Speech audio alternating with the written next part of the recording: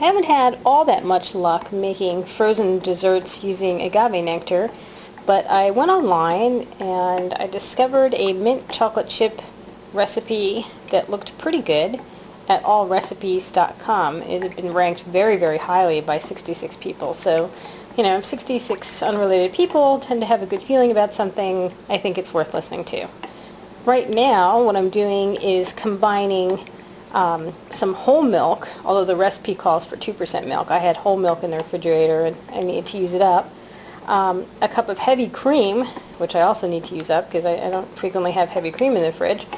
Half a cup of agave nectar, half a teaspoon of vanilla extract, half a teaspoon, actually less than half a teaspoon because peppermint oil is so strong. I mean, I can really smell the peppermint from here. And it says to add some salt, and I'm going to add some salt in just a moment. And then I'm going to pour it into the ice cream maker.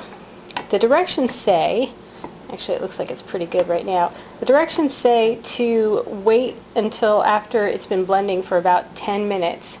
I'm going to say about 5 minutes with my ice cream maker before adding the chips, because it just wants to be thick before it starts mixing in those chips.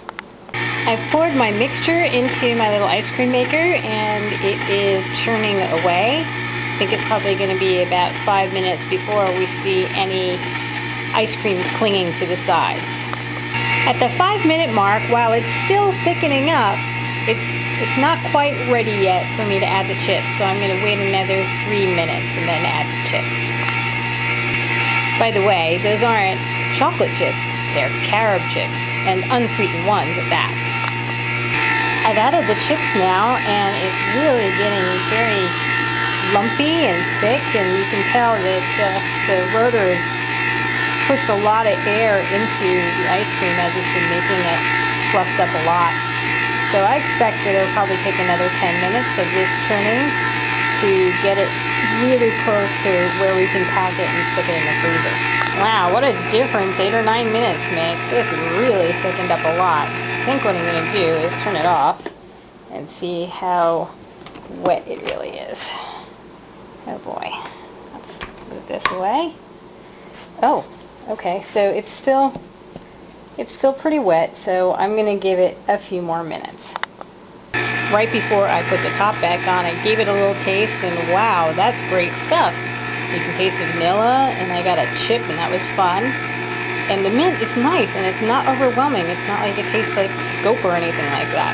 So I'm really looking forward to this. Giving it another 10 minutes. It's a bit wet right now, but I think that's because it's 80 degrees in the kitchen because I have all the windows open.